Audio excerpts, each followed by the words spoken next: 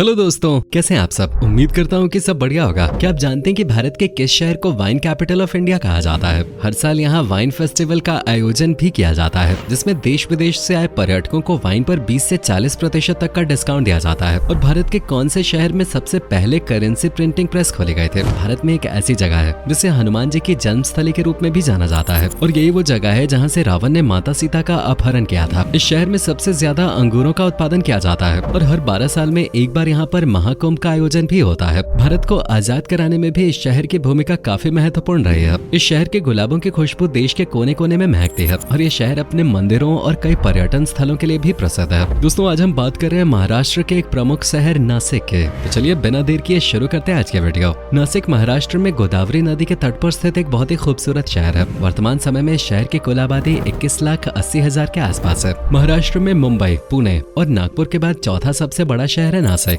धार्मिक दृष्टिकोण से देखें तो नासिक में 85% हिंदू, 9% मुसलमान, 1% जैन, 1% ईसाई के साथ बौद्ध और सिख धर्म के लोग भी रहते हैं। नासिक में सभी धर्मों के लोगों के बीच आपसी भाईचारा और प्रेम नजर आता है। सभी लोग एक दूसरे के धर्म का सम्मान करते हैं, और यहाँ बोली जाने वाली सबसे प्रमुख भाषा मराठी है। दोस्तों, नासिक का इतिहास बहुत ही पुराना माना जाता है। नासिक शहर का ये नाम कैसे पड़ा, इसका उल्लेख रामायण में मिलता है। जब शूर्पणखा लक्ष्मण जी को मोहित करने के लिए वेश बदलकर उनके पास आए थे, तो लक्ष्मण जी ने गुस्से में आकर शूर्पणखा की नाक काट दी थी। ये पूरी घटना इसी स्थान पे हुई थी, और इसीलिए इस शहर का नाम नासिक पड़ गया। अलग अलग युगों में इसे अलग अलग नाम से जाना जाता था। सतयुग में नासिक को पद्मनगर कहा जाता था। त्रेता युग में त्रिकंटक के नाम से इसे जाना जाता था। द्वापर युग में जनस्थान के नाम से, और कलयुग में इसे नासिक के नाम से पहचान मिली है। सैकड़ों साल पहले नासिक में सातवाहन राजाओं का शासनकाल हुआ करता था, लेकिन बाद में मुगलों ने नासिक पर कब्जा कर लिया और इसका नाम बदलकर गुलशनाबाद रख दिया था। भारत को आजादी दिलाने में नासिक का बहुत बड़ा हाथ है। सन 1857 के विद्रोह में महत्वपूर्ण भूमिका निभाने वाले तात्या टोपे नासिक से ही ताल्लुक रखते थे। 20वीं सदी में अंग्रेजों के खिलाफ आजादी के महासंग्राम में भी नासिक शहर कई आंदोलनों का साक्षी बना। महात्मा गांधी जी के असहयोग आंदोलन और सत्याग्रह आंदोलन में नासिक के लोगों ने बढ़ चढ़कर हिस्सा लिया था, और अंग्रेजी हुकूमत की नींव हिलाकर रख देते थे।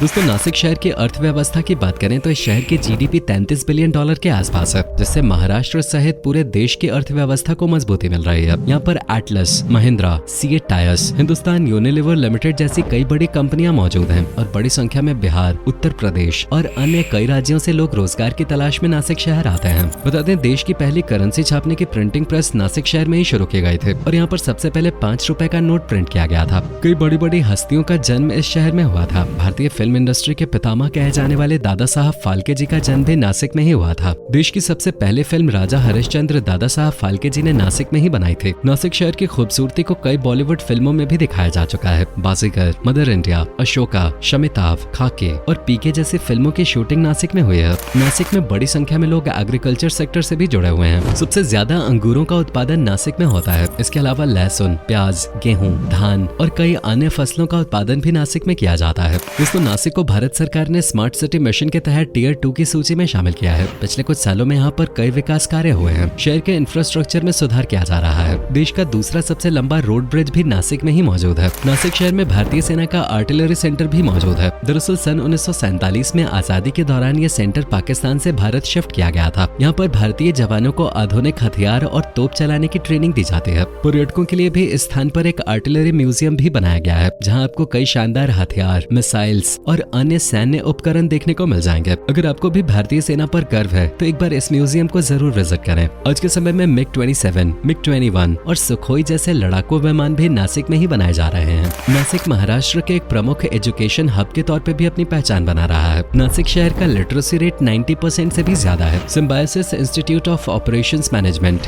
के Wagh institute of engineering education and research, Guru Gobind Singh college of engineering and research centre और Maharashtra university of health sciences आदि नासिक के प्रमुख कॉलेज और यूनिवर्सिटीज हैं, जहाँ पर हर साल हजारों की संख्या में स्टूडेंट्स हायर एजुकेशन प्राप्त करने के लिए आते हैं। नासिक को भारत का वाइन कैपिटल कहा जाता है। हर साल 10 मिलियन लीटर से भी ज्यादा वाइन का उत्पादन नासिक में किया जाता है। नासिक की 16 विनयार्ड्स देश की सबसे बड़ी वाइन बनाने की इंडस्ट्री है। साथ ही साथ ये जगह पर्यटकों को भी अपनी ओर आकर्षित करती है। यहाँ पर सैलानी आकर कई प्रकार की वाइन का आनंद ले सकते हैं। इसके अलावा इस विनयार्ड में लोगों के रुकने के लिए होटल और रिजॉर्ट की सुविधा भी मौजूद है। और इस शहर में ही हर साल फरवरी और मार्च के महीने में एक शानदार वाइन फेस्टिवल का आयोजन भी किया जाता है। स्थानीय अंगूर उत्पादक और वाइन फैक्ट्री के मालिक पर्यटकों को आकर्षित करने के लिए हर साल इस फेस्टिवल का आयोजन करते हैं। शहर में कई जगह इवेंट्स आयोजित किए जाते हैं, जिसमें युवा जमकर मौज मस्ती करते हैं। सभी सभी आयोजन स्थलों पे तरह तरह के वाइन रखे जाते हैं जिनका टेस्ट पर्यटक ले सकते हैं और पर्यटकों को वाइन पे डिस्काउंट भी दिया जाता है। नासिक शहर अपने खान पान के कारण भी प्रसिद्ध है। यहाँ पर आप तालीपीठ, मिसल पाव, भेलपुरे, अबेली, वड़ा पाव और भरली वंगी जैसी डिशेज एक बार जरूर ट्राई करें। कई शानदार रेस्टोरेंट्स के साथ साथ नासिक में स्ट्रीट फूड का भी आप लुत्फ ले सकते हैं। कम दाम में दमदार जायके का स्वाद चखना है तो नासिक के स्ट्रीट फूड को अभी से अपने विश लिस्ट में जरूर शामिल कर लें। नासिक शहर अपने ढोल के कारण भी प्रसिद्ध है। आज भी नासिक में जब कोई उत्सव होता है तो यहाँ पारंपरिक ढोलों की गूंज से पूरा शहर गुंजायमान हो जाता है और प्रत्येक 12 सालों में नासिक में महाकुंभ का आयोजन किया जाता है। त्रिवेणी संगम पर लाखों लोग डुबकी लगाते हैं। ये मेला आस्था का एक प्रमुख केंद्र है। बड़ी संख्या में नागा साधु भी महाकुंभ के स्नान के लिए नासिक पहुंचते हैं। आखिरी बार नासिक में साल 2015 में कुंभ मेले का आयोजन किया गया था। अगला महाआयोजन साल 2027 में आयोजित होगा। दरअसल जब सूर्य सिंह राशि में प्रवेश करता है उस दौरान नासिक में महाकुंभ का आयोजन होता है। नासिक में छत्रपति शिवाजी महाराज जी की जयंती भी धूमधाम से मनाई जाती है।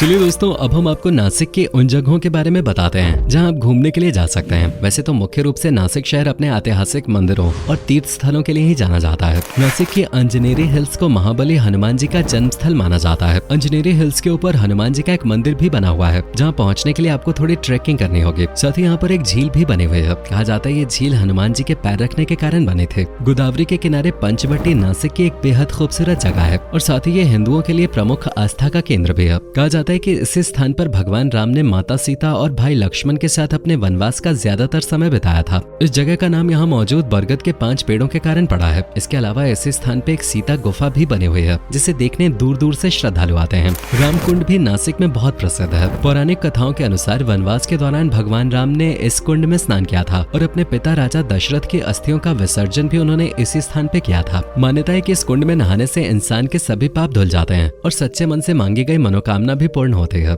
आज बड़ी संख्या में लोग अपने परिजनों की अस्थियों का विसर्जन करने के लिए नासिक आते हैं। नासिक का त्र्यंबकेश्वर मंदिर 12 ज्योतिर्लिंगों में से एक है। ये मंदिर काले पत्थर से बना हुआ है जो दिखने में काफी आकर्षक लगता है। ये ज्योतिर्लिंग इसलिए खास है क्योंकि यहाँ ब्रह्मा, विष्णु और महेश तीनों के ज्योतिर्लिंग मौजूद हैं, जबकि अन्य सभी जगह सिर्फ भगवान शिव का ज्योतिर्लिंग देखने को मिलता है। महाकुंभ मेले का आयोजन भी इसी मंदिर के इर्द गिर्द आयोजित होता है। साथ ही पंडाविलनी की गुफाएं भी नासिक में लोगों को अपनी ओर आकर्षित करती हैं। इन गुफाओं का निर्माण 1500 से 2000 साल पहले कराया गया था। माना जाता है कि यहाँ पर बौद्ध और जैन धर्म के साधु आकर तपस्या किया करते थे। इस स्थान पर कुल 24 गुफाएं मौजूद हैं जो वास्तुकला का बेहतरीन नमूना पेश करती हैं। हरिहर किला नासिक शहर से कुछ ही दूरी पर स्थित है। यादव राजवंश ने 9वीं और 14वीं शताब्दी के बीच इस किले का निर्माण किया था और गोंडा घाट से गुजरने वाले व्यापार मार्गों को रोकने में महाराष्ट्र के इस किले का काफी महत्व रहा है। अगर आपको एडवेंचर पसंद है और कुछ तूफानी करना चाहते हैं तो एक बार इस किले की सैर जरूर करें। ये किला पहाड़ की चोटी पे बना हुआ है जहाँ तक पहुँचने के लिए आपको मौत का खेल खेलना होगा। सीढ़ियों पे चढ़ के इस महल तक पहुँचा जा सकता है, लेकिन ये कोई साधारण सीढ़ियाँ नहीं है। कई जगह सीढ़ियाँ 90 डिग्री के एंगल पे हैं। किले तक जाना और वहाँ से वापस आना मौत को छूकर वापस आने के बराबर है। इसके अलावा अगर आपको ट्रेकिंग पसंद है तो आप खोडाला भी जा सकते हैं। यहाँ की प्राकृतिक सुंदरता आपको अवश्य ही मंत्रमुग्ध कर देगी। अगर पुराने सिक्के देखने का शौक है तो नासिक के कॉइन म्यूजियम में आप जा सकते हैं जहाँ आपको अलग अलग दौर के सिक्के देखने को मिलेंगे। साथ ही उनके बारे में जानकारी भी विस्तार से लिखी हुई है। पूरे नासिक में करीब 30 छोटे बड़े डैम्स मौजूद हैं और ज्यादातर डैम्स के आसपास के एरिया को पिकनिक स्पॉट के रूप में विकसित किया जा रहा है। नासिक में ही मांगी टुंगी की पहाड़ियों पे भगवान आदिनाथ की 108 फीट की ऊंची प्रतिमा स्थित है जो दुनिया में सबसे ऊंची जैन प्रतिमा है। इन सब जगहों के अलावा आप Muktidham temple, Kalaram temple, Saptashrungi temple, Tapovan और श्री धर्मचक्र प्रभाव तीर्थ जैसी जगहों पे भी जा सकते हैं।